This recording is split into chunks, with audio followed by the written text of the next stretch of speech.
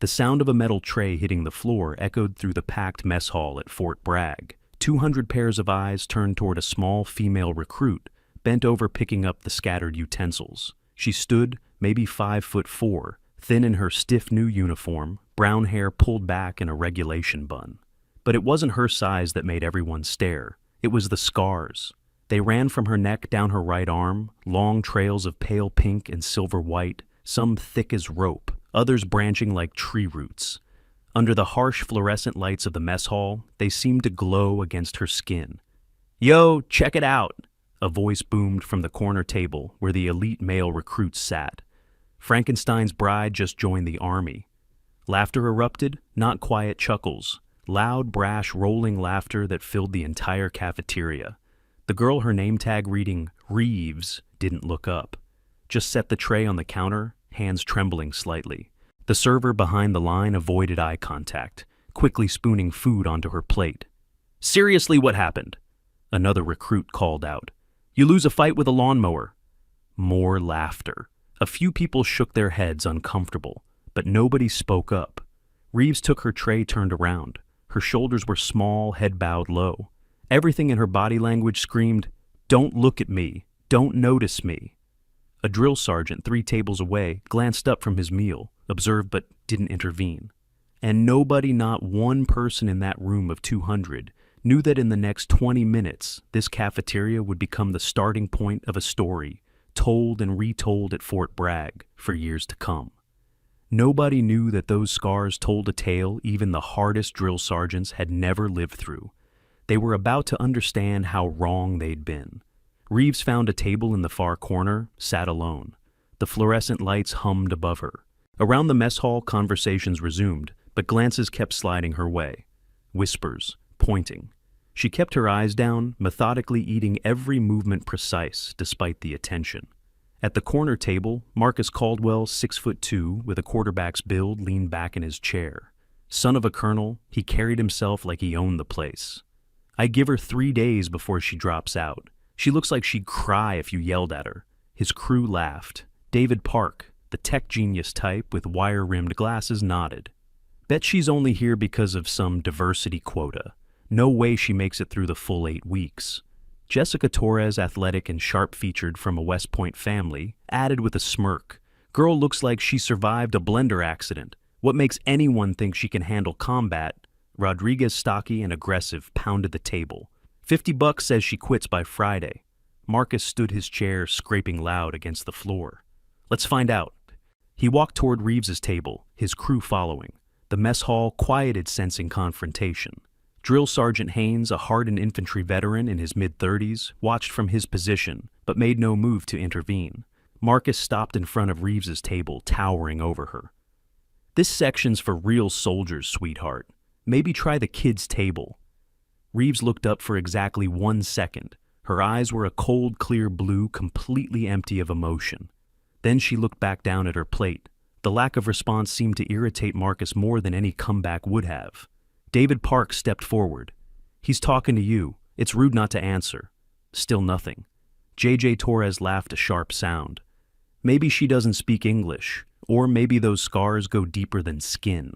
Brain damage." A few recruits at nearby tables shifted uncomfortably. Private Tommy Chen, barely 18 with a baby face, half stood from his seat. "Yo, leave her alone, man." Marcus wheeled on him. "You her boyfriend, both of you, look like you need mommy to fight your battles." Tommy's face flushed red, but he sat back down. Reeves set down her fork, slowly, deliberately. Her movements had an odd quality, controlled in a way that didn't match her apparent vulnerability. She folded her napkin into a perfect square 4 corners, exactly 90 degrees, the kind of precision that came from muscle memory, military precision. Marcus leaned down, hands on the table. "Seriously, what's the story? Car crash, meth lab explosion. We're all dying to know what made you look like a horror movie extra." Reeves stood, picked up her tray. She was tiny compared to Marcus, barely reaching his shoulder. For a moment, everyone expected her to run. Instead, she met his eyes again, held his gaze for 3 full seconds. Then she spoke, voice low and even. "Tomorrow, 0600, shooting range." Marcus blinked, surprised. "What? You want to know if I belong here. Tomorrow, shooting range, 0600. Her voice had no emotion, just statement of fact. A grin spread across Marcus's face. Oh, she talks all right. Boys, spread the word. Tomorrow we get a show. He turned to the mess hall, raising his voice. Everyone hear that Scarface here thinks she can shoot. Laughter and whistles filled the room. Phones came out, texts flying. Within minutes, the entire company would know. Reeves walked past Marcus toward the exit. Despite the mockery, her posture was perfect. Shoulders back, head high, stride measured. She didn't rush, didn't shrink, just moved with an economy of motion that seemed almost practiced. Private Sarah Mitchell, quiet and observant at a middle table, watched Reeves leave. Sarah had been an EMT before enlisting. She knew trauma when she saw it, and something about those scars, the pattern of them, didn't look like an accident. She narrowed her eyes, thoughtful. Rodriguez slapped Marcus on the back. Dude, $50 says she doesn't even show up tomorrow. David pulled out his phone. I'm in. This is going to be hilarious. Drill Sergeant Haynes shook his head, muttering to Sergeant Keiko Tanaka, who just entered. Gonna be a long 8 weeks for that one. Tanaka, a sharp-eyed female drill sergeant in her early 30s, watched Reeves's retreating back. Maybe, maybe not. You see something I don't... Did you notice how she moved, how she stood? Tanaka's voice was quiet. That's not civilian bearing? Haynes shrugged. Probably watched too many military movies. But Tanaka kept watching the door where Reeves had disappeared, a crease forming between her brows. Something about the way that recruit carried herself triggered recognition. The automatic straightening of shoulders when attention was drawn, the measured, efficient movements, the way her eyes had scanned the room in systematic sweeps cataloging exits and potential threats. These weren't learned behaviors from boot camp preparation courses. These were deeply ingrained responses that came from somewhere else entirely. The evening stretched into night. In the female barracks, Reeves lay on her bunk in the darkness, staring at the ceiling. Around her, other recruits whispered and gossiped. She heard her name mentioned repeatedly, accompanied by speculation and cruel jokes. She didn't react, just controlled her breathing in for 4 counts hold, for 4, out for 4. A technique she'd learned long ago for managing stress and staying present. Sarah Mitchell occupied the bunk 2 spaces down. She watched Reeves in the dim light, filtering through the windows, noted the rigid control, the absolute stillness. That wasn't the posture of someone sleeping. That was the alertness of someone on watch. Sarah had seen it before in trauma patients who couldn't fully relax, even in safe environments. The body remembering danger long after the mind tried to forget. Hey, Sarah whispered, quiet enough that only Reeves could hear. You okay? A pause, then, fine. Look, I don't know your story and I'm not asking, but if you need someone to talk to, I'm here. I was an EMT before this, seen a lot of stuff. Nothing shocks me. Reeves turned her head slightly, acknowledging the offer. Thanks, I'm good. Sarah nodded, let it drop, but she filed away the interaction for future reference. Sometimes people needed help before they knew how to ask for it. Across the base in the male barracks, Marcus lay awake as well. His conscience, which he'd successfully ignored during the mess hall confrontation, now gnawed at him. His father had raised him better than that. Colonel Caldwell had always emphasized respect discipline, treating fellow soldiers as brothers and sisters in arms regardless of circumstance. But Marcus had been performing, playing to his audience, establishing dominance in the social hierarchy of basic training. He'd chosen an easy target, someone who seemed weak and isolated, and exploited that weakness for social capital. The realization made him uncomfortable. He pushed it away. She'd accepted the challenge. Tomorrow he'd prove his point on the range, and this whole thing would blow over. Except a small voice in the back of his mind whispered, "What if she doesn't fail? What if you're wrong about her?" He rolled over, pulled his pillow over his head, and tried to sleep. Before we see how this plays out, if you're already hooked by Maya's story and want to see how these cocky recruits learn their lesson the hard way, smash that like button right now. And here's the thing. This story gets wild. We're talking about reveals that'll make your jaw drop, skills that seem impossible, and a twist that'll completely flip everything you think you know. So, subscribe and hit that notification bell because you do not want to miss what happens next. Trust me, the next 15 minutes will be worth every second. The next morning arrived cold and misty. 05:45 hours. The shooting range at Fort Bragg sat at the eastern edge of the training grounds surrounded by berms and safety barriers. By 05:50, over 30 recruits had gathered word, having spread like wildfire through the barracks. Marcus and his crew arrived at 05:55, confident and laughing. Rodriguez carried a thermos of coffee. "This is better than Netflix." David had his phone out ready to record. "This is going viral. Watch." JJ stretched athletic and assured. "I almost feel bad. She's going to embarrass herself in front of everyone." "Don't feel bad," Marcus said. "She accepted the challenge. Maybe this'll teach her to know her limits." 05:58. No sign of Reeves. "Told you," Rodriguez crowed. "She chickened out." Then a voice came from behind them. "I'm here." They spun. Reeves stood 10 feet away. Nobody had heard her approach. She wore standard BDU's hair pulled back tight, face clean of makeup. In the early morning light, the scars looked even more pronounced, creating a map of violence across her visible skin. But her stance was what caught Corporal James's attention. James was the range instructor, a veteran with 2 deployments under his belt. He'd been briefed on the challenge and had come to supervise, expecting to send everyone home after a quick demonstration of incompetence. Except Reeves wasn't standing like an incompetent recruit. Her feet were shoulder-width apart, hands clasped behind her back, in parade rest weight slightly forward. That was a stance you learned after months of service, not something a fresh recruit just picked up. "All right," James called out. Everyone behind the safety line, Reeves front and center. The recruits formed a gallery behind the red line phones, out anticipatory grins on faces. Marcus made a show of taking the front position. James gestured to the weapon table. "Standard M4 carbine. You know the drill. Load, aim, fire. We'll start with stationary targets at 50 meters. Reeves approached the table. On it lay a disassembled M4 Standard Army rifle, broken down into its component parts for cleaning. It was supposed to be already assembled, but James had left it disassembled a small test. "You'll need to," James started. Reeves's hands moved, fast, fluid, automatic. Her fingers found the pieces, clicking them together with practiced precision.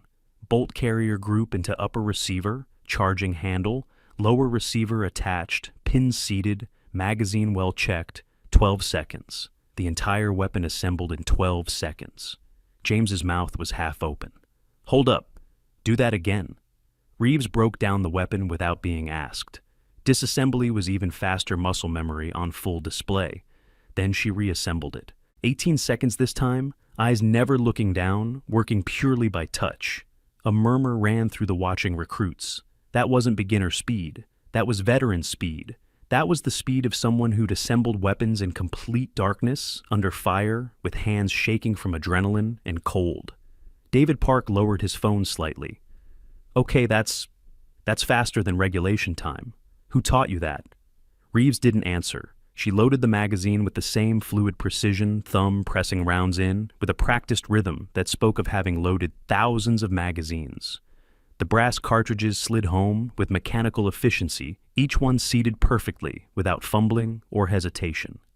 "Range is live," James called, still watching Reeves with a puzzled expression. "Commence firing!" Reeves brought the weapon up.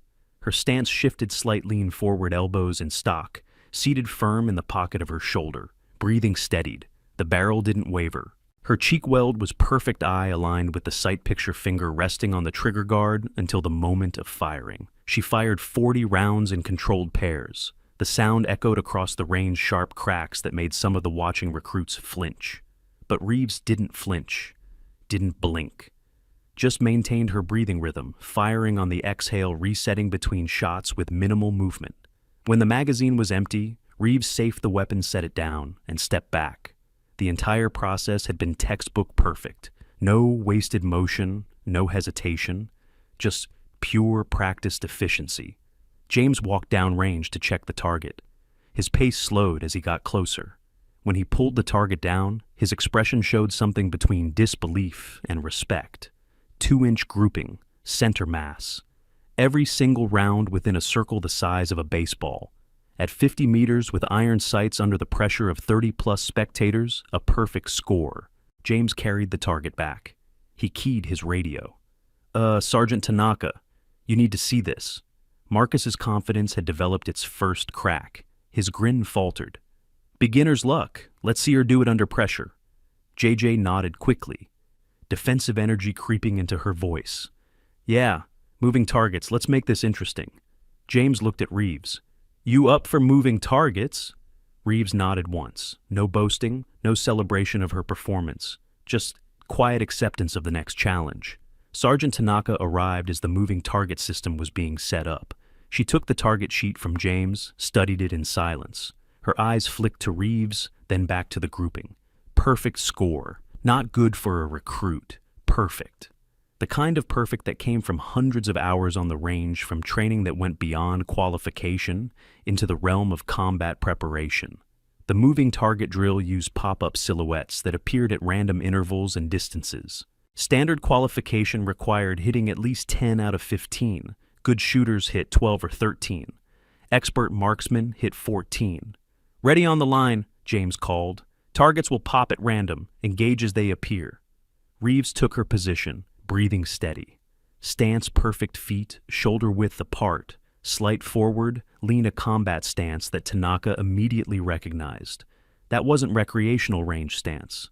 That wasn't even standard military qualification stance. That was the stance of someone who'd fired under pressure, expecting to be fired upon, ready to move and shoot simultaneously. The first target popped at 30 meters left side. Reeves's reaction time was under 0.8 seconds. Her weapon came up, sight picture acquired, double tap, target dropped. The entire sequence was liquid smooth. Pop.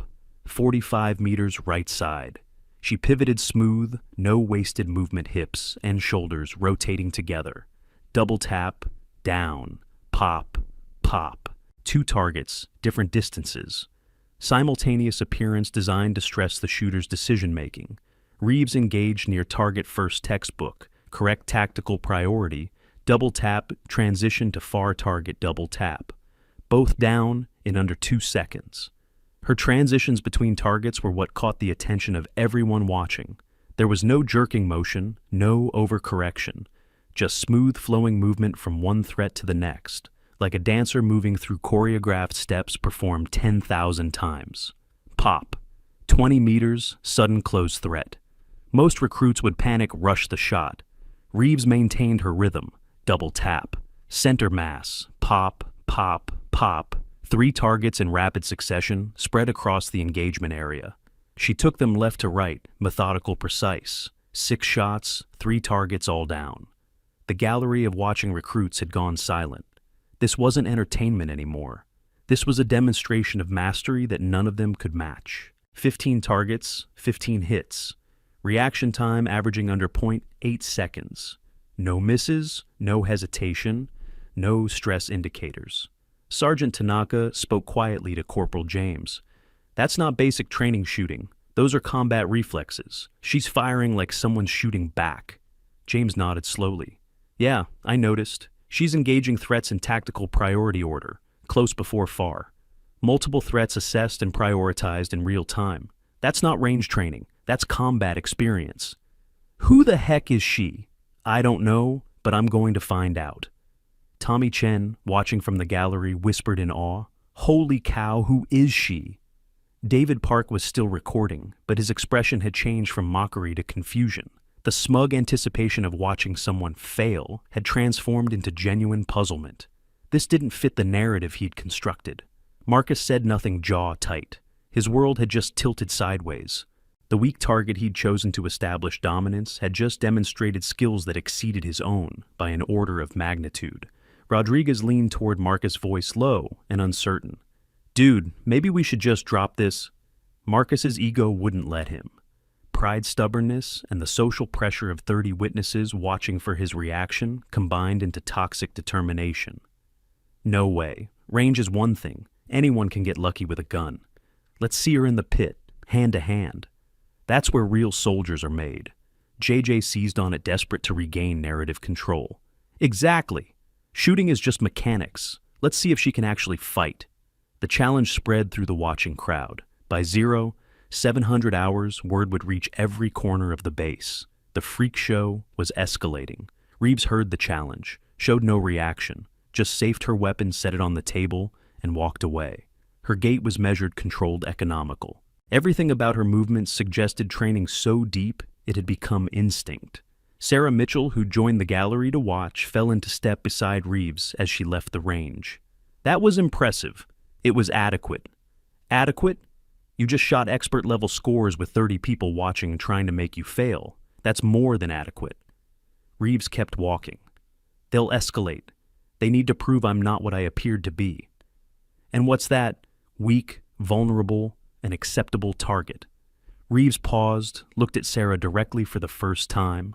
I've been through worse than mockery. I'll get through this. I believe you, but you don't have to do it alone. Not everyone here is like Marcus and his crew. A flicker of something passed across Reeves's face. Appreciation, maybe, or surprise that kindness still existed. Thank you. Sarah watched her walk away, more convinced than ever that Maya Reeves carried secrets that ran deeper than anyone imagined. You know what's fascinating about modern military medical technology? The same advanced wound treatment systems that helped soldiers like Maya survive catastrophic injuries are now being adapted for civilian use. We're talking about portable diagnostic devices that can assess tissue damage in seconds, emergency response equipment that fits in a backpack, and telemedicine platforms that connect patients to specialists anywhere in the world. These innovations literally save lives every single day, bringing battlefield-tested medical technology to emergency rooms and remote clinics worldwide. The gap between military and civilian medical care is shrinking fast, and that's changing everything about emergency response. By 1400 hours, word had spread further. The hand-to-hand combat training pit, a square of packed dirt surrounded by safety mats, had over 60 spectators. This wasn't official training. This was entertainment. Drill sergeants should have shut it down, but even they were curious now. The mysterious recruit who shot like a special operations soldier was about to be tested in physical combat. Reeves entered the pit, removed her jacket methodically. More scars became visible on her forearms. Some looked like burn patterns, the distinctive marking of fire or chemical exposure. Others were clean surgical lines, suggesting metal fragments removed by skilled hands. A few were ragged, poorly healed, the kind that came from field medicine in austere conditions. Sarah Mitchell, standing near the front of the growing crowd, whispered to Tommy, "Those aren't accident scars. Look at the pattern. That's shrapnel. Multiple wounds from explosive fragmentation. I've seen it in the ER." Tommy's eyes widened. "You mean like combat injuries, like real war?" "Exactly like combat injuries. IED blast patterns, artillery shrapnel, maybe grenade fragments. Those scars are from violence, not accidents." The whispers spread through the crowd, speculation building. A few recruits pulled out phones trying to search for information, finding nothing that matched. Marcus was already in the pit, rolling his shoulders, shadowboxing to warm up. He had 60 pounds on Reeves and a wrestling background from high school. State champion 2 years running. This should be over in seconds. He needed it to be over in seconds to restore the social hierarchy that had been disrupted on the shooting range. Drill Sergeant Haynes stepped in to referee, still skeptical, despite the shooting demonstration.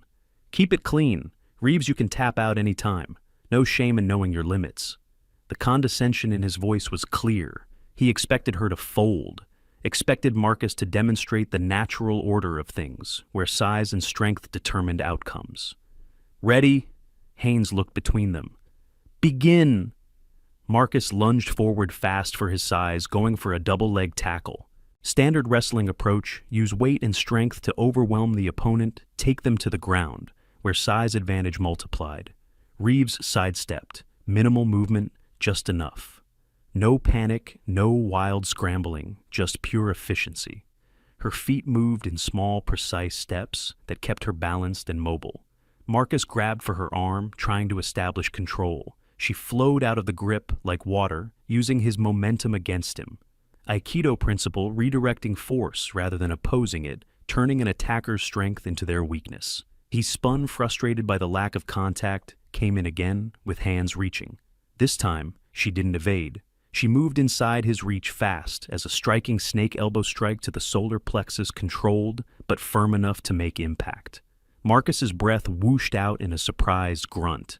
Before he could recover, her knee came up into his thigh, targeting the nerve cluster that would temporarily deaden the leg. Textbook Krav Maga. the Israeli combat system designed for quick neutralization of threats. Marcus went down on one knee, gasping. His leg buckled from the nerve strike. 8 seconds. The entire exchange had taken 8 seconds from begin to opponent on the ground. The crowd erupted. Phones were everywhere, dozens of angles capturing the moment. Shouting disbelief chaos rippling through the 60-plus spectators. This wasn't supposed to happen. The natural order had been violated. Sergeant Haynes stared, his certainty shattered. "Where the heck did you learn that?" Reeves extended a hand to Marcus, helped him up. Respectful, no gloating, no triumph in her expression. Just the calm professionalism of someone who'd done this 1,000 times and understood that defeating an opponent didn't require humiliating them. Marcus took her hand, face burning red. Pride wounded deeper than his body. The nerve strike pain would fade in minutes. The social damage would last much longer. Private Diaz, who'd been Marcus's friend since day one of basic training, stepped forward hesitantly. "Hey, that was really impressive. I'm sorry about the mess hall thing yesterday." Reeves nodded but didn't speak. She picked up her jacket, started to walk away, maintaining the silence that had become her signature. J.J. Torres, defensive and desperate to regain social footing, called out. Her voice carried an edge of desperation. "Okay, fine, she can fight. Doesn't mean she can lead or think tactically. Fighting's just muscle memory. Any trained monkey can throw punches. Strategy takes actual brains." David seized on it, analytical mind, searching for a metric where they could still claim superiority. "Tomorrow, tactical planning exercise in the classroom. Let's see if she's got the intelligence to match the reflexes. Real soldiers need to think, not just react." The crowd murmured agreement, already looking forward to the next test. The spectacle had become addictive. What other secrets did the scarred recruit hide? Reeves paused at the edge of the pit, looked back over her shoulder. For just a moment, something flickered in those blue eyes. Not anger, not triumph. Something colder. Calculation, assessment, like a chess player seeing 10 moves ahead and realizing the opponent didn't even understand the game being played. She walked away without responding, leaving the crowd to speculate and plan. Sergeant Tanaka followed at a distance, caught up to her out of earshot of the others. Reeves, medical bay, now, mandatory check after combat training. It was policy, and also an opportunity. Tanaka had questions that needed answers. The pieces weren't fitting together. Fresh recruit with combat-level shooting and hand-to-hand skills, extensive scarring, consistent with battlefield injuries, military bearing that came from years of service, not weeks of basic training. Something was very wrong with the official story. The medical bay was quiet, sterile, smelling of antiseptic and bandages. Medic Stevens, a calm man in his 30s, with the patient demeanor of someone who'd seen everything, gestured for Reeves to sit on the examination table. "Just routine? Any injuries from the match?" "No, sir." Stevens began the standard post-combat check. Pulse, blood pressure, range of motion in all joints. But his eyes kept returning to the scars. The extensive pattern of them, covering her arm's neck, and based on what little he could see at the collar, likely much more beneath the uniform. "These are old injuries," he said carefully, professionally. "May I ask how you received them?" "Rather not talk about it, sir." "I'm not asking for gossip, medical record purposes." He examined a particularly nasty scar on her forearm, tracing the pattern with experienced eyes. The wound had healed in layers, suggesting deep penetration. "These are military-grade injuries. IED blast pattern, shrapnel wounds causing radial scarring. What unit were you with?" Reeves's face remained neutral, but something shuddered behind her eyes. A door closing. "I wasn't in a unit, sir." Stevens made notes in her file, clearly not believing her, but not pushing. Years of military medicine had taught him that some soldiers carried burdens they couldn't share, information locked behind classification levels, and trauma too deep for casual conversation. He flagged the file with a note. "Injury patterns consistent with combat trauma. Recommend further evaluation. Possible prior service record discrepancy." When Reeves left, Stevens immediately copied the file and sent it to Sergeant Tanaka with a message, "You need to see this. Something's not right." Sergeant Tanaka went straight to her office, closed the door, and logged into the military personnel database. She typed in the search parameters, Maya Reeves, female age 27.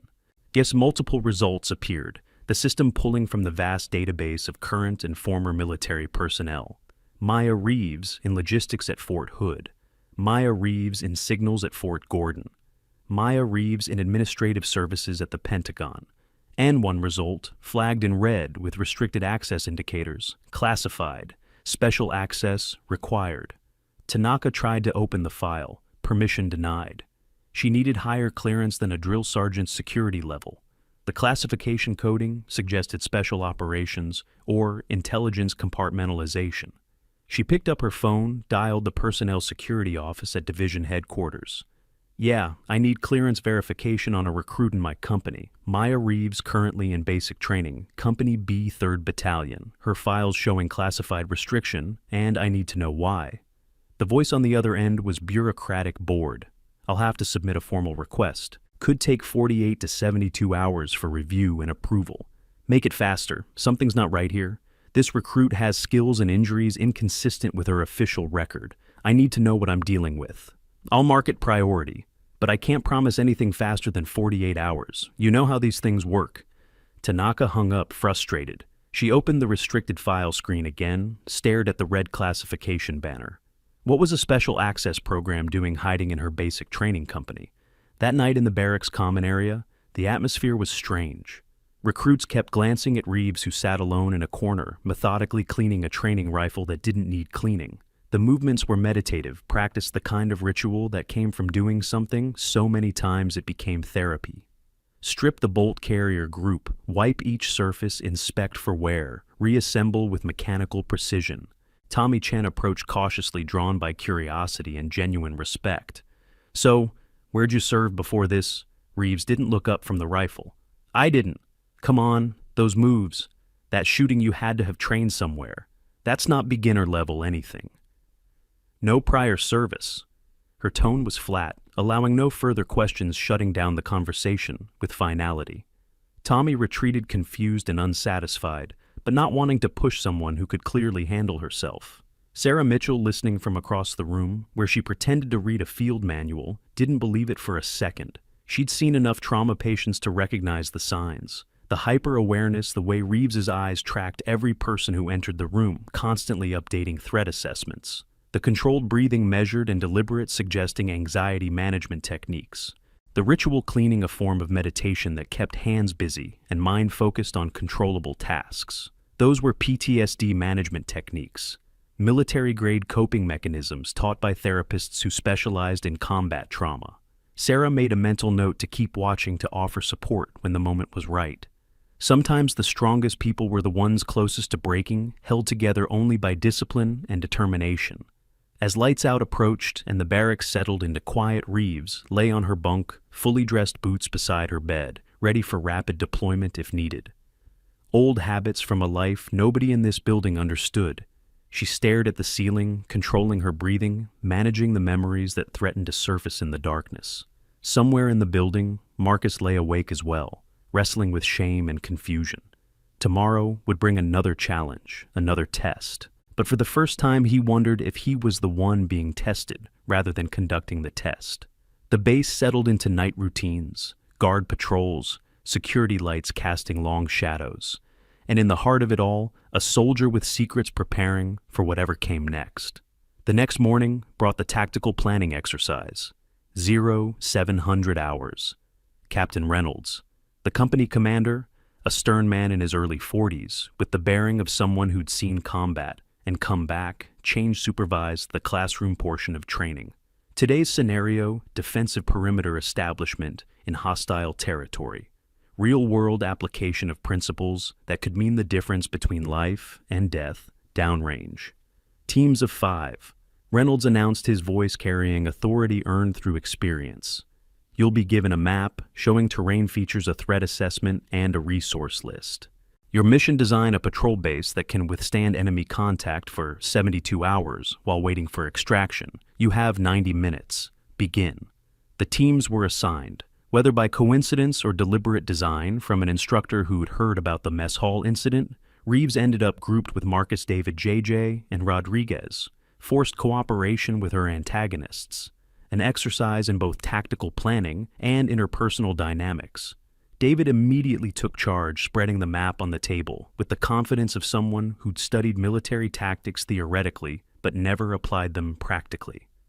Okay, standard patrol base setup according to the field manual, machine gun position here for overwatch of the main approach. Observation posts on these 2 high points to provide early warning. Ammunition cache in the center for equal access from all fighting positions. Sleeping areas arranged in shifts for 24-hour security coverage. It was textbook. Competent enough for a training exercise. Exactly what the field manual would suggest for a conventional patrol base. The kind of answer that would earn a passing grade and demonstrate that the student had studied the material, but it was also predictable, conventional, and filled with vulnerabilities that a competent enemy would exploit ruthlessly. Reeves studied the map in silence for 30 seconds, her eyes tracing contour lines, elevation markers, terrain features that others glanced at but didn't truly see. Her finger moved across the map, but she didn't speak yet, allowing David his moment of leadership while she assessed. Then she pointed to a specific terrain feature. That ridgeline, it's a problem. David looked where she pointed, saw nothing concerning. JJ dismissed it immediately. It's 600 meters out. Standard doctrine says we'd see anyone approaching from that distance. We'd have plenty of time to respond. Not with thermals, not at night. Reeves's voice was quiet, but carried absolute certainty born from experience. High ground advantage combined with thermal optics at night would give perfect overwatch of your entire position. They could identify every fighting position, count your personnel, track your movement patterns, and pick off anyone who stepped outside cover. You'd be compromised before you knew they were there. David frowned, defensive about his plan being criticized. How would you know about thermal capability and night operations doctrine? Reeves ignored the question entirely, her finger moving to another feature on the map. And this dry riverbed here, looks safe on the map, presents as a natural defensive barrier. But it's a flash flood risk in this region during monsoon season. One rainstorm, and your primary escape route becomes a death trap. You'd be cut off, pinned against high ground, with no way to maneuver. She paused, letting them absorb that, then continued. Current wind patterns from the west mean dust and sand accumulation in this depression here. Looks like solid ground on the map, but it's probably loose sand. Try to move vehicles through there, and you'll bog down, become stationary targets. Marcus, still smarting from yesterday's defeat in the pit, challenged her directly. How do you know about thermal scopes and wadi flooding and desert terrain analysis? Those aren't things they teach in basic. Reeves's finger moved to another point on the map, still not addressing his question. Ammunition cache placement. Center position seems logical for equal access, but it's actually a critical vulnerability. If you take indirect fire mortar or rocket attack, a central ammo cache becomes a secondary explosion hazard. One hit, and you lose not just the ammunition, but potentially everyone nearby. Creates a catastrophic single point of failure. The analysis was surgical, precise, detailed far beyond basic training level. This was the kind of thinking that came from actual combat experience, from having made these mistakes or seen them made from operations where poor planning resulted in casualties rather than low grades. Captain Reynolds, who'd been circulating through the teams, checking progress, stopped at their table. He leaned forward, genuinely interested now. The earlier teams had given him variations on the same basic plan. This was different. Reeves, front and center. The classroom went silent. All eyes turned to their table. Reeves stood, moved to the front of the room, came to attention with parade ground precision. Her bearing was perfect, automatic, suggesting years of conditioning. Reynolds studied her face, searching his memory. That analysis of thermal threats and terrain vulnerabilities, where did you learn to think like that? Just makes sense, sir. Basic tactical principles applied to the specific terrain. No, that's not beginner intuition. That's not even advanced tactical training for conventional forces. That's special operations level analysis, the kind of thinking that keeps teams alive in contested territory.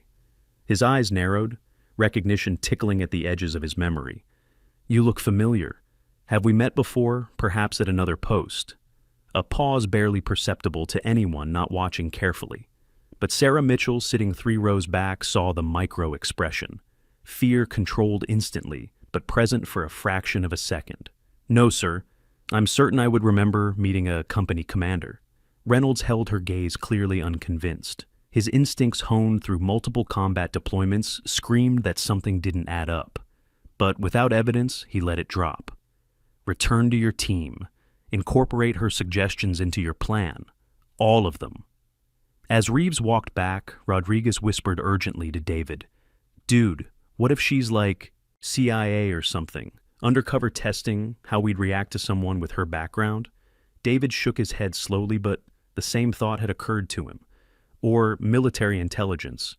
Or she could be from an investigative unit checking for problems in basic training. I posted that video of the mess hall. What if we're being evaluated? JJ's face paled. Oh God, what if this is some kind of test and we're failing? Marcus said nothing, but wheels turned in his head. His father was a colonel with access to personnel databases. Maybe it was time to ask some questions through unofficial channels. They reworked the plan, incorporating Reeves's suggestions, moved the machine gun position to cover the thermal threat avenue, adjusted the ammunition storage to distributed caches, identified alternate escape routes that avoided the wadi. When they presented to Captain Reynolds, he nodded approvingly. Now, that's a patrol base with a chance of surviving contact. Good work incorporating multiple perspectives. He paused. Reeves, did you make all these corrections? The team made the corrections, sir. I just identified potential issues. Reynolds smiled slightly. Leadership through influence rather than command? Well done. He moved to the next team. Okay, if you're starting to suspect Maya isn't what she seems, you're not alone. But what you're thinking right now, you're not even close to the truth. The real reveal is going to blow your mind. So if you haven't liked this video, yet do it now, because what's coming in the next few minutes is absolutely insane. You'll want to remember exactly where you were when you heard this. That afternoon, the entire company was ordered to the obstacle course for final weekly evaluation. It was a formal event important enough that visiting officers would be present to observe recruit progress and assess training effectiveness. Among the visitors, General Frank Morrison, a 2-star general, on an inspection tour of Fort Bragg training facilities, accompanied by his aide and several staff officers. He stood near the viewing platform discussing training methodology with the battalion commander, but his attention was partially on the recruits forming up. He'd started his career as a lieutenant in special operations. He knew what trained soldiers looked like, and he enjoyed watching the transformation from civilian to warrior. 200 recruits formed up at the start of the course. The obstacle course at Fort Bragg was legendary, notorious for breaking spirits and bodies. 30-foot cargo net requiring upper body strength and courage. Balance beams over water pits testing coordination and nerve. Walls requiring teamwork and problem solving. Rope swings over muddy pits testing grip strength and commitment. Average completion, time 10 to 12 minutes. Fast time, under 9 minutes. Only the most athletic and determined recruits broke 8 minutes. Marcus, desperate to regain his status after 2 days of humiliation, made a show of stretching elaborately. His crew gathered around him, offering encouragement, building him up. "One more chance, Reeves," he called out loud enough for the entire company to hear. "Beat my time on the O course and we're done. We'll leave you alone, admit you've earned your place. But if you lose, you admit you don't belong here. Public admission in front of everyone. Deal." The challenge was public, issued in front of 200 witnesses and multiple officers. Reeves, who'd been silent through most of the gathering, looked at him steadily. Fatigue showed around her eyes. A week of being tested, challenged, isolated, and harassed was wearing even on her considerable resilience. The constant vigilance required to maintain her cover story was exhausting. But she nodded once. One short, sharp nod of acceptance. Marcus ran first. He was athletic strong, fast motivated by the need to reclaim dominance. Wall climbs were easy with his reach and upper body strength. Balance beams crossed with the confidence of someone who'd never seriously doubted his physical abilities. The rope swing executed with raw power rather than technique. He pushed hard breath, coming in gasps by the end, but crossed the finish line at 8 minutes and 45 seconds. Excellent time. The crowd cheered. Marcus jogged back, barely winded after a minute of recovery. "Your turn, Scarface. Try not to cry when you fall off the cargo net." Reeves approached the start line, drew one deep breath, held it for 4 counts, released it slowly for 4 counts. Centering technique, preparing mentally as much as physically. "Begin." Drill Sergeant Haynes called, stopwatch clicking. She ran. Not rushed, not frantic, smooth, efficient. professional pace that suggested energy conservation and long-term planning. At the first wall, she pulled herself up one-armed while securing the rope with her other hand, simultaneously an advanced technique that showed core strength and training far beyond basic level. Rope swing next. She caught the rope swung across and landed in a rolling motion, but not an athletic roll designed to dissipate momentum. A tactical roll shoulder to opposite hip, coming up on her feet in a fighting stance with hands ready. The kind of roll you did when you expected to come up shooting, when landing meant immediate action rather than celebration. Several of the watching officers noticed. General Morrison's attention sharpened. He'd seen that roll before in special operations training and combat footage. That was a tactical movement, not an obstacle course technique. Balance beam over water. Most recruits crossed carefully, arms out for balance testing each step. Reeves crossed at near-run speed, arms barely moving, core control. Perfect, the balance of someone who'd crossed worse obstacles under worse conditions. Someone who'd moved across damaged structures, collapsed bridges, narrow ledges where falling meant death, rather than wet clothes. At 6 minutes, she was ahead of Marcus's pace. The crowd noise increased, a mixture of excitement and disbelief. Phones came out everywhere, everyone wanting to capture the moment. Then, the cargo net. 30 feet of rope mesh wet from earlier rain, usually climbed slowly for safety. Reeves attacked it aggressively, climbing fast, hand over hand, feet, finding purchase automatically. 2/3 up her foot, slipped on the wet rope. She caught herself immediately, professional reflexes preventing the fall, but the stumble cost her momentum and rhythm. Her arms shook, muscles fatigued from a week of constant physical challenges and inadequate recovery time. Marcus, watching from below with his crew, saw his chance to break her. "Choke just like you'll choke in real combat. You're not built for this." Rodriguez joined in, voice carrying across the field. "Give up, Scarface. You don't belong here. Go home to mommy." JJ added her voice. "You're embarrassing yourself. Everyone can see you're about to fail." Reeves hung there for a moment, arms trembling from fatigue and the awkward position. For the first time all week, genuine uncertainty crossed her face. Exhaustion. The accumulated weight of constant proving herself against those who'd decided she was less before knowing anything about her. The isolation, the harassment, the never-ending need to maintain perfect control. But she climbed, reached the top through pure determination. Started down the far side, movement slower, now mechanical rather than fluid. Marcus positioned himself at the bottom exit point, physically blocking her path with his larger body. "Too slow. You're done. Admit it." Reeves dropped the last 6 feet, landed in a crouch, knees absorbing impact, came up standing. 8 minutes, 58 seconds. She'd matched his time, almost exactly, missing by only 13 seconds, despite the slip and the fatigue. But Marcus wasn't interested in close calls. He grabbed her shoulder hard, using his size and strength to spin her around, with force meant to intimidate and physically dominate. "Admit it, you're not cut out for RIP." The sound of fabric tearing echoed across the field like a gunshot in the sudden silence that fell. Every conversation stopped. Every movement ceased. 200 people frozen in the moment. Marcus's grip had caught the shoulder seam of Reeves's BDU shirt. The fabric, already stressed from the obstacle course, tore clean across the shoulder blade in a ragged line that exposed skin beneath, and revealed the tattoo. Black ink, professional military work, impossible to fake. A skull with crossed rifles beneath it, the symbol recognized by anyone who'd studied special operations iconography. Text above, in sharp military stencil font, Ghost 7. Text below, in the same font, Nightfall. And underneath both, a series of numbers in smaller text. Coordinates. Specific latitude and longitude, marking a place, a moment, a memory carved in skin and blood. 3 seconds of absolute silence across the entire field. 200 people frozen. Even the wind seemed to stop. Time itself paused as brains processed what eyes were seeing. Then Private Diaz, whose father had been a Marine and who'd grown up on military bases hearing the stories that weren't in official histories, gasped audibly. His voice broke the silence. "Oh my God!" General Morrison, 50 yards away in mid-conversation with the battalion commander, froze mid-sentence. His head snapped toward the obstacle course like he'd heard a gunshot.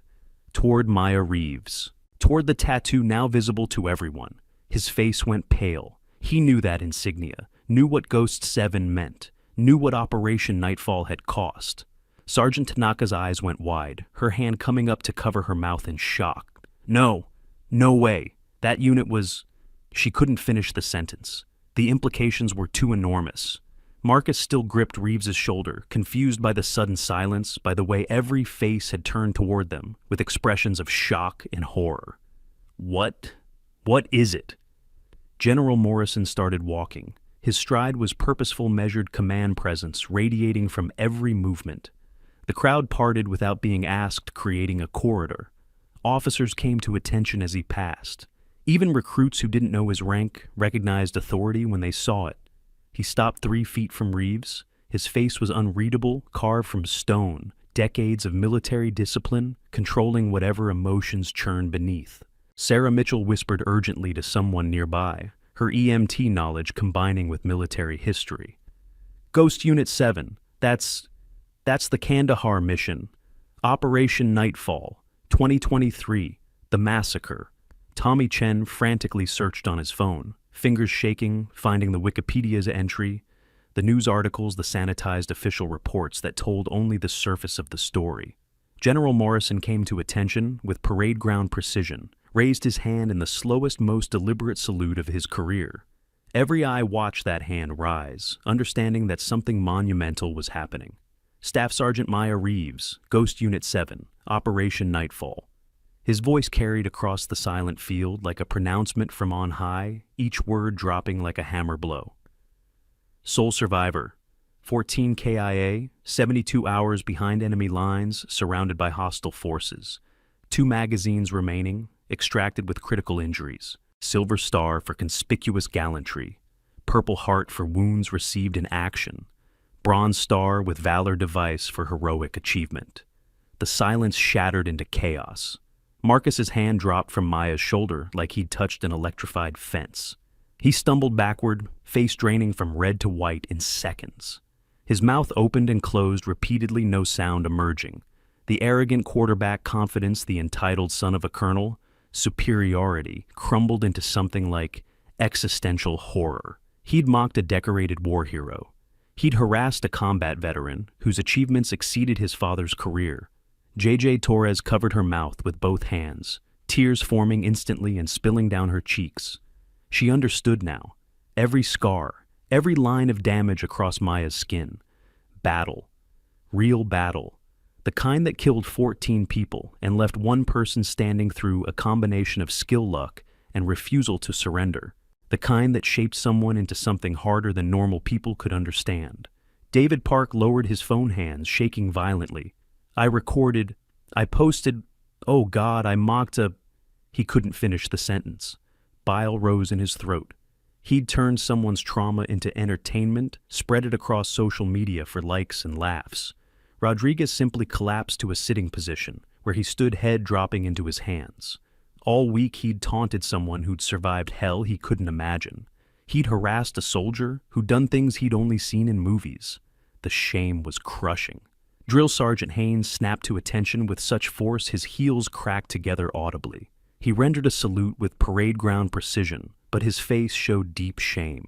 He'd dismissed her, assumed she was weak based on appearance, let the harassment happen under his watch, failed his duty to protect all soldiers regardless of circumstance. Sergeant Tanaka saluted, tears streaming freely down her face. Ma'am, we didn't know, ma'am. We had no idea who you were. Her voice broke on the last words. Captain Reynolds moved forward, quickly came to attention, saluted with rigid formality. Staff Sergeant, it's an honor to share this field with you.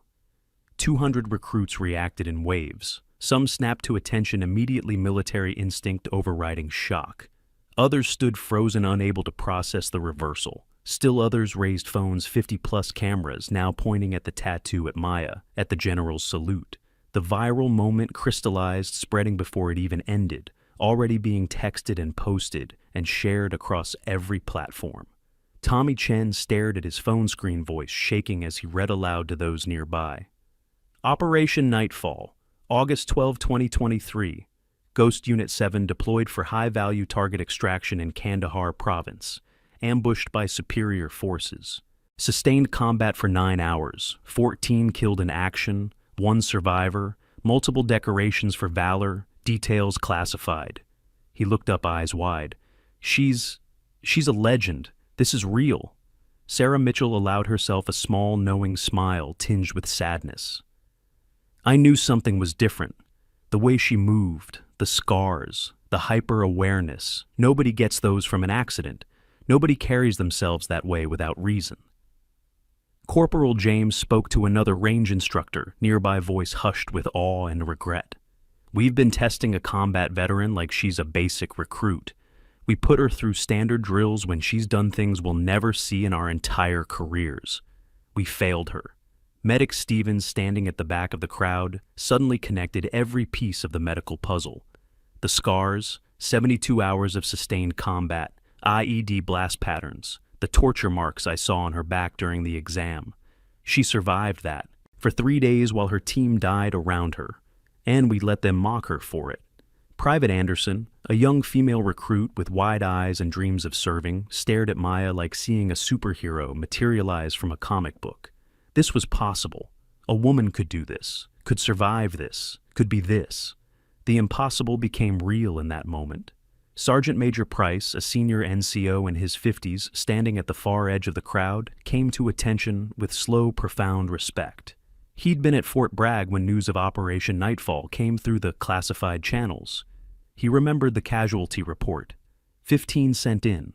1 came out. 14 flag-draped coffins. 1 survivor so broken she spent 18 months in medical rehabilitation. The worst loss Ghost Unit had taken in a decade of covert operations. The atmosphere of the training field transformed completely. What had been an evaluation ground, a place of competition and hierarchy and proving oneself, became something else entirely. Sacred space. Memorial ground. The place where truth finally broke through layers of deception and assumption. Phones everywhere captured the moment from every conceivable angle. General Morrison holding his salute, face grave and respectful.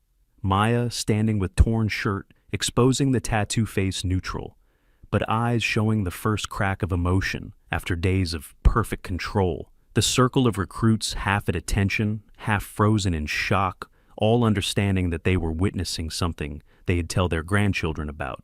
This footage would be viewed millions of times within 48 hours, dissected frame by frame, analyzed by military experts, shared across every social media platform and military forum, discussed in leadership courses and ethics classes.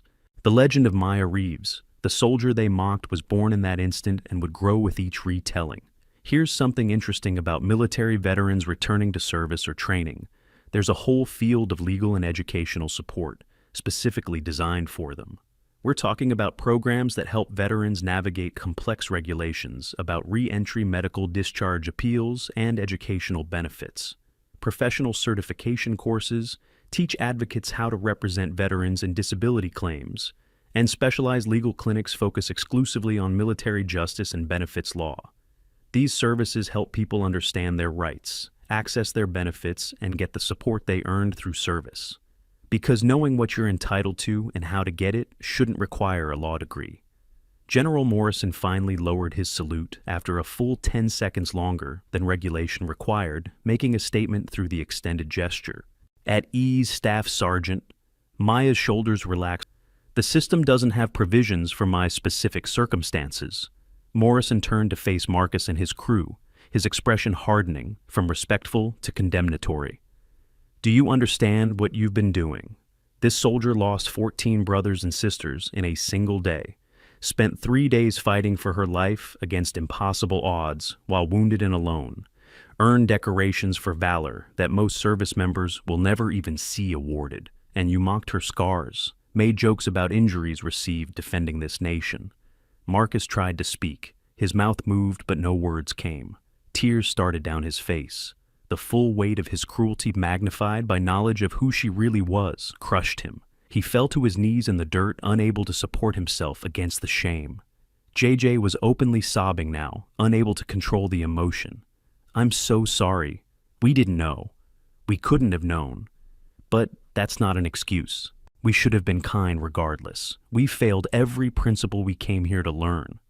That's exactly the point, Morrison cut her off, his command voice emerging. You didn't know, but you treated her with contempt anyway, based purely on appearance, on assumptions. Every scar you mocked tells a story of survival and sacrifice. Every mark on her skin represents a moment she could have died, but chose to keep fighting. Sergeant Tanaka stepped forward, holding a file folder retrieved from her office when she'd seen the general approaching.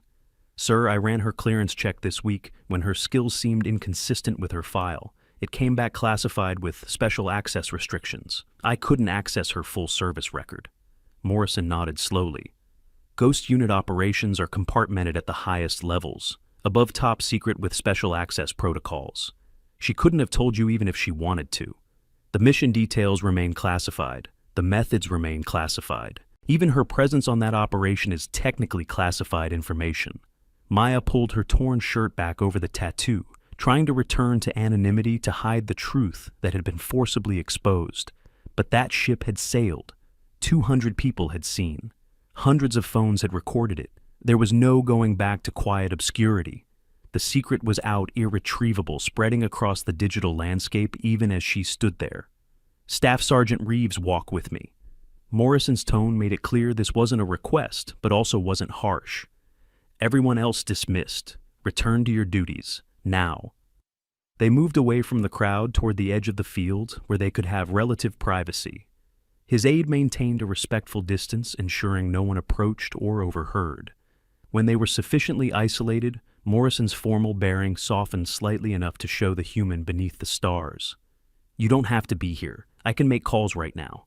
Have you assigned to Advanced Instruction Leadership Development course, Special Operations Preparation, instructor positions at any of a dozen schools? You've already proven everything 100 times over. Maya shook her head firmly. No, sir. I need to do this right. Start fresh. Prove to myself I can still... Her voice broke slightly, the first real vulnerability she'd shown in days of perfect control. That I can still be a soldier, not just a survivor, not just the one who made it out. I need to know I'm still capable of serving, not just existing. Morrison studied her face, saw the determination beneath the exhaustion and trauma, recognized the look of someone who needed purpose more than safety. Then finish your 8 weeks, complete basic training the right way. But know this, and I want you to hear me. Clearly anyone gives you trouble. From this point forward, they answer directly to me. My personal cell number is being added to your emergency contact list. You call if you need support. Thank you, sir, but I think the trouble just ended. Maybe, but the attention is just beginning. This is going to spread. National news probably. You'll be famous whether you want it or not. Can you handle that? I handled 72 hours in hell, sir. I can handle being famous. Morrison smiled slightly, the first warmth he'd shown. Fair point. He paused, choosing his next words carefully. And, Maya, your team would be proud. You survived when they didn't. You kept fighting when most would have surrendered. You're still fighting. That's what they died for. So, you could have a future. Don't waste it by giving up now. A single tear tracked down Maya's cheek, cutting through dust and sweat. The first emotion she'd allowed herself to show publicly in the entire week of harassment and testing. I hope so, sir. I hope they'd be proud. It's the only thing that keeps me going some days. Morrison saluted again, crisp and formal. It's an honor to serve in the same army as you, Staff Sergeant. Welcome home. She returned the salute parade ground, perfect, the gesture carrying weight and meaning beyond the mechanical movement. He walked away, leaving her standing alone at the edge of the field. But not alone for long. Tommy Chen approached first, hesitant but determined, driven by genuine respect and the need to acknowledge his earlier failure to defend her. Ma'am, I just wanted to say, you're incredible. Thank you for your service. And I'm sorry for not standing up for you more forcefully when they were harassing you. Sarah Mitchell came, next, medical knowledge combining with empathy.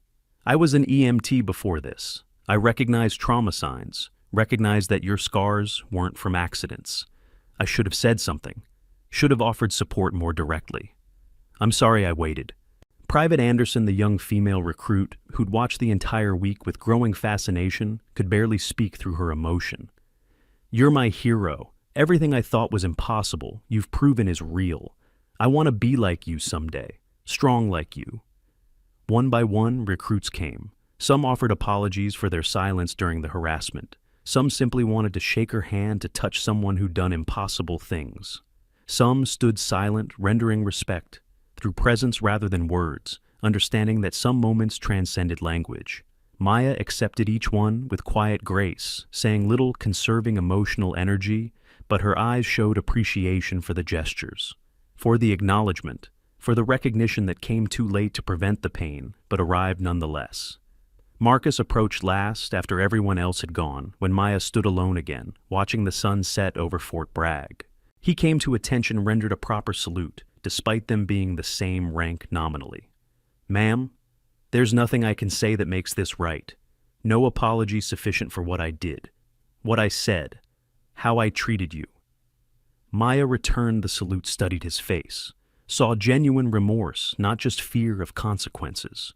"You were ignorant, cruel from ignorance combined with the need to establish social dominance.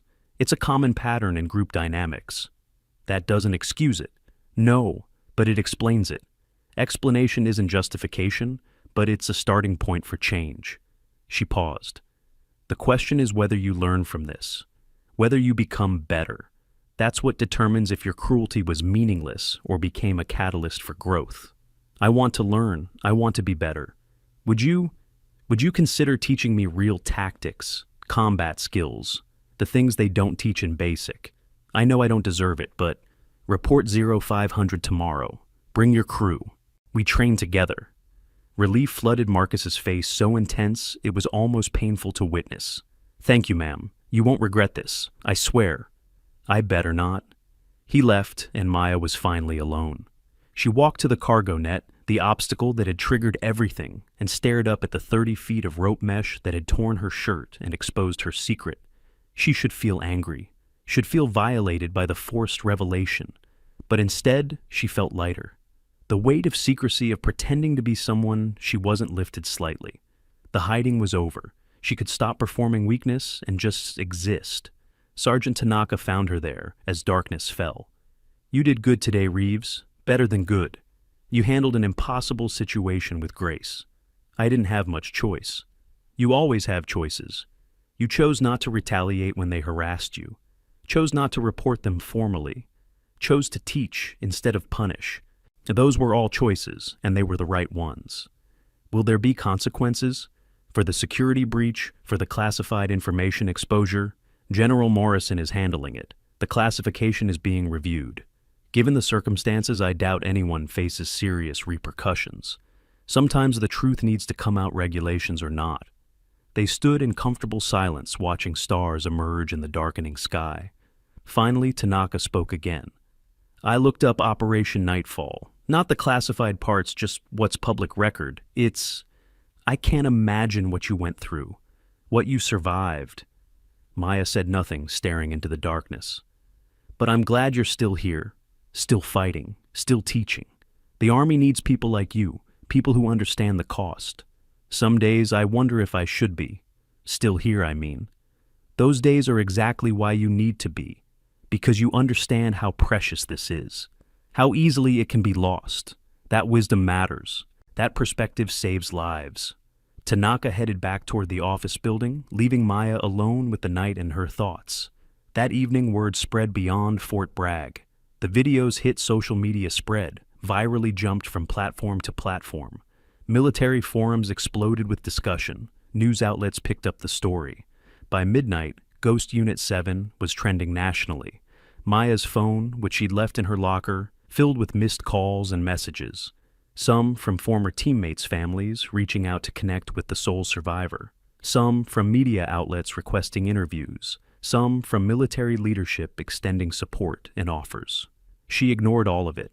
Instead, she lay on her bunk in the quiet barracks, finally allowed some peace.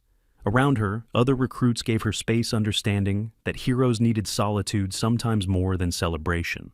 Tomorrow would bring new challenges, media attention, official inquiries, the complexities of being suddenly famous. But tonight she just breathed controlled and steady and allowed herself to exist without performing. All right, we're about to get to the moment that changes everything. Before we do, hit that subscribe button if you haven't already. Because stories like this, real military mysteries, incredible reveals hidden identities. This is what we do here, and what you're about to witness. This is the kind of scene that gets talked about for years. Let's get into it. The next 4 weeks transformed everything. Maya became a legend at Fort Bragg, but more importantly, she became a teacher. Starting the next morning at 0500, an unofficial training group formed. Marcus JJ, David Rodriguez, and a handful of other motivated recruits met with Maya an hour before official PT. She taught them CQB principles, how to move through structures, clearing rooms, covering angles, tactical movement that kept you alive when bullets flew, how to read terrain, not just for observation, but for cover concealment avenues of approach and escape. She was demanding, accepting no excuses, pushing them harder than the drill sergeants did. But she was also patient, explaining the why behind every technique, the lessons paid for in blood by soldiers who would learn the hard way. In combat, you don't have time to think, she told them during one session, her voice carrying the weight of experience. Your training has to be so deep, it's automatic. When bullets fly, you fall back on what's been drilled into muscle memory. So we drill until it's unconscious. JJ asked during a water break, how do you stay calm when everything's chaos and people are dying? Maya paused, choosing words carefully. You accept that you might die. Once you truly accept that, really make peace with it, fear becomes manageable. Not gone, never gone, but managed, controlled. You can function through it instead of being paralyzed by it. The training built camaraderie faster than any official program could. They covered each other's weaknesses, pushed each other's strengths, and slowly, organically, forgiveness replaced resentment. Shared purpose erased old conflicts. By week 6, the group functioned as a genuine team. They moved together, thought together, anticipated each other. Marcus, who'd started as Maya's primary antagonist, became one of her strongest advocates, defending her fiercely whenever anyone questioned why a decorated veteran was in basic training. Sergeant Tanaka observed these sessions from a distance, reported to Captain Reynolds regularly. She's turning them into a cohesive unit, real leadership emerging, not the kind you can teach, the kind that comes from within. Reynolds nodded, impressed. Natural teacher, combat veteran who survived the impossible and came back to serve. We need more people like her in instructor roles. Week 8 arrived. Final evaluations. The entire company would be tested on every skill learned during basic. Physical fitness tests, weapons qualification, tactical knowledge, land navigation, first aid. The culmination of 2 months of transformation from civilian to soldier. Maya scored highest in company history across every metric. Perfect weapons qualification, fastest obstacle course time by a full minute. Highest written test scores, maximum physical fitness scores. But she took no satisfaction in individual achievement. That wasn't the point. Marcus's group scored in the top 10% collectively. Remarkable improvement from where they'd started transformation, from antagonists to competent soldiers. When the results were posted, Marcus found Maya during evening formation. We couldn't have done it without you. You changed everything for us. You did the work. I just pointed the direction. No, you showed us what real strength looks like, what leadership actually means. We came here thinking we knew, but we were children playing soldier. You showed us the reality. Graduation day arrived with ceremony and formality. General Morrison returned specifically to present awards, accompanied this time by several other high-ranking officers who'd heard about the legendary recruit.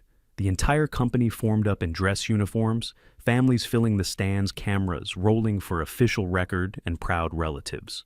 Morrison took the podium, his voice carrying across the field with command presence.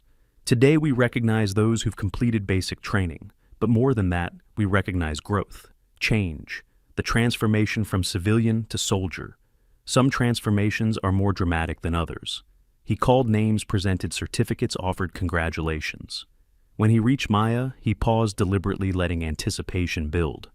Staff Sergeant Maya Reeves, not only highest scores in company history across every evaluation metric, but also recipient of the Distinguished Graduate Award for Leadership Character and Extraordinary Contribution to Unit Cohesion. Applause erupted, sustained and genuine. Maya stepped forward, accepted the certificate, and the handshake started to step back. But then she did something unexpected, unscripted, unauthorized. She gestured for Marcus JJ, David, and Rodriguez to join her on stage. Morrison raised an eyebrow, but allowed it curious about her intent. Maya spoke, her voice carrying clearly to every corner of the field. These four made serious mistakes at the beginning of training. They were cruel, they harassed, they failed to live up to military values. But they learned, they changed. They worked harder than anyone to transform themselves. That growth, that willingness to acknowledge failure and become better deserves recognition. Growth matters more than perfection. She insisted they stand with her for the photo, the official graduation photo that would hang in company headquarters. Four former antagonists and the person they had tormented, united now in mutual respect and shared purpose.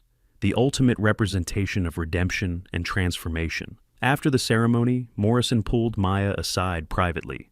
That was generous, more than they deserved. Growth deserves recognition, sir. Otherwise, what's the point of learning from mistakes? If we only celebrate people who never failed, we discourage honesty about failure. Spoken like a true leader, he reached into his pocket, pulled out a small case. This is for you. Maya opened it. An instructor badge, official authorization to teach at Fort Bragg. Gold medal insignia that granted formal recognition of her skills and qualifications. You've proven you have something invaluable to offer the next generation. We need voices like yours, perspectives born from real experience. Will you accept? Maya looked at the badge for a long moment, thoughts racing.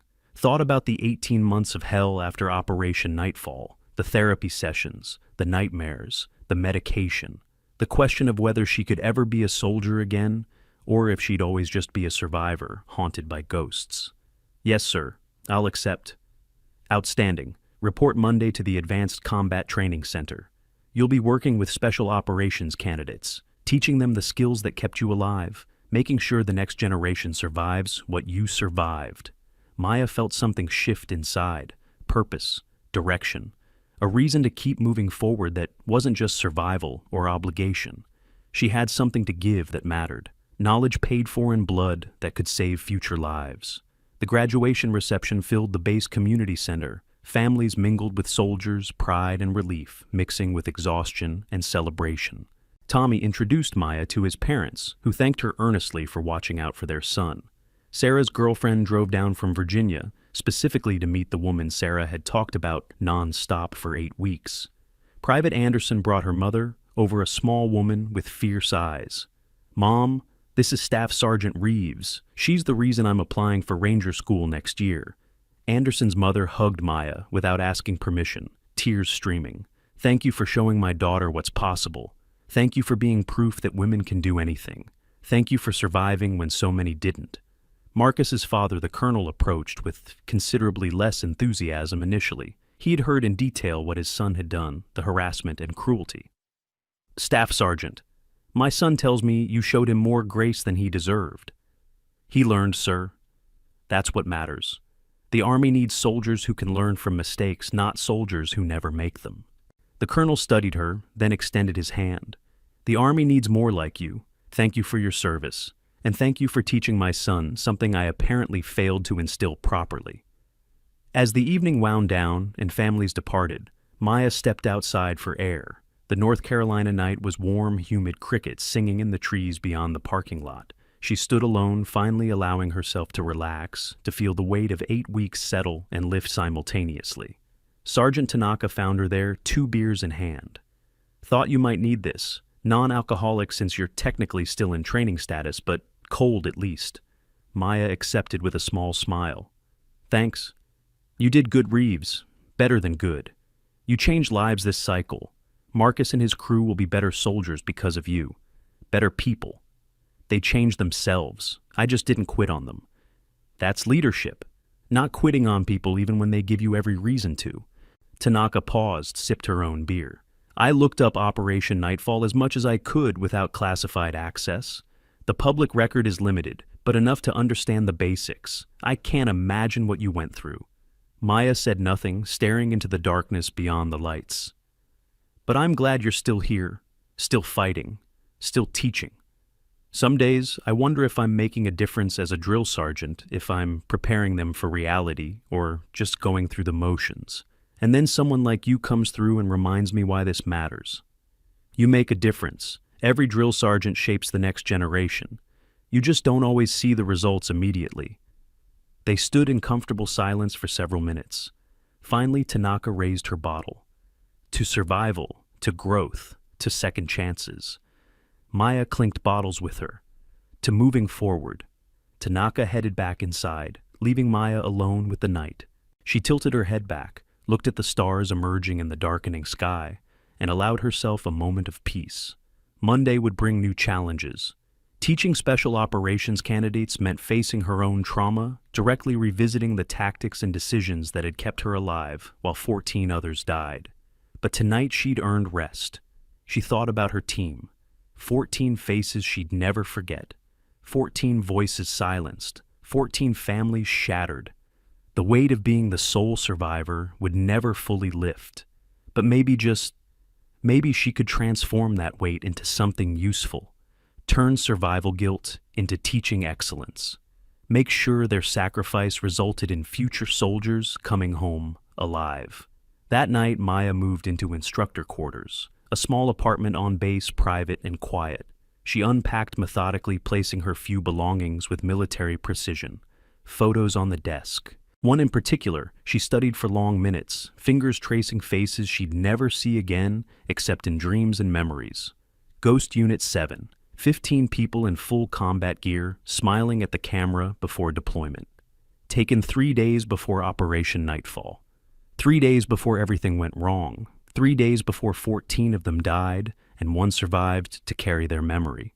She whispered names quietly. Private Ritual, Remembrance. Ghost 7 Alpha, Jordan Martinez. You made the best coffee in any war zone. You'd be proud of what I'm doing. Ghost 7 Bravo, Sarah Kim. You wanted to be a teacher after the Army. I'm teaching now, for both of us. She continued through all 14, honoring each one, promising to live fully enough for all of them. Her phone vibrated on the desk. Unknown number. She stared at the notification hand hovering over it uncertainly, then answered. Reeves. The voice on the line was digitally masked, gender indeterminate, carrying authority. Ghost 7, secure line active. We have a situation. Maya's breath caught. Her grip tightened on the phone. I'm not active. I'm teaching now. Medical discharge status, remember. The asset from Nightfall. He's alive, and he's talking. Claims he has evidence of what really happened. Who set you up? Why 14 soldiers died? We need Ghost Unit expertise to verify his claims and extract him safely. You're the only one left who knows the protocols. The only one he'll trust. Maya's jaw clenched. Her free hand gripped the edge of the desk until knuckles went white. When and where? 0600 tomorrow. Helicopter pickup from Fort Bragg Airfield. Briefing en route. This is voluntary, but I'll be there. Her voice was steel wrapped in ice. For my team, they deserve justice. They deserve the truth about why they died. Acknowledge Ghost 7. Transmission ends. Stay safe. The line went dead. Maya set the phone down carefully, stared at the photo of her team, 15 faces smiling, unaware of the betrayal that would kill 14 of them, unaware that someone had sent them into a kill zone deliberately. She stood, walked to her closet, pulled out gear she hadn't touched in 18 months. Combat boots, tactical pants, jacket with Ghost Unit patches, the skull and crossed rifles insignia that had been hidden beneath torn fabric, but now represented her publicly. Tomorrow would bring answers, or more questions, or death, but she'd face it standing, fighting, refusing to surrender, because that's what soldiers did. That's what her team deserved. She looked at her reflection in the window. Behind her reflection in the interplay of light and shadow, she could almost see them. Ghost images of her 14 teammates, always there, always watching, always reminding her why she kept fighting. Some missions never end. Some soldiers never quit. Some stories are still being written, and Maya Reeves' story, forged in fire and blood and impossible survival, was far from over. If this story got you hooked, we've got dozens more like it. Warriors who were underestimated, secrets that came to light, and justice served ice cold. Check the playlist in the description for more military stories that'll keep you glued to your screen. And, hey, drop a comment telling us what you thought of Maya's reveal. Did you see it coming? Let us know below.